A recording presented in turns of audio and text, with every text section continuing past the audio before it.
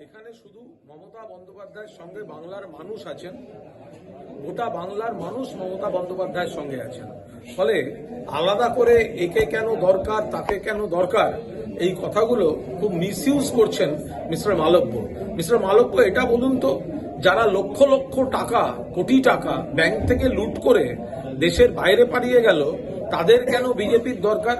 Mister Malviya, বলুন তো, গুজরাটে বিলকিস বানুকে যারা রেপ করেছিল তাদের জেলের গেট খুলে দিয়ে সম্বর্ধনা দিয়ে ছেড়ে দেওয়াটা বিজেপির দরকার হলো কেন? মিস্টার মালব্য, বলুন তো, যে এমন গুন্ডাকে উত্তরপ্রদেশে পুষতে হয় কেন যাকে ধরতে গেলে 7 জন পুলিশ অফিসার খুন হয়ে যান? ফলে মিস্টার মালব্য, কাঁচের ঘরে বসে ঢিল ছুড়বেন না। পশ্চিমবঙ্গ শান্তিপূর্ণ উন্নয়নের জায়গা।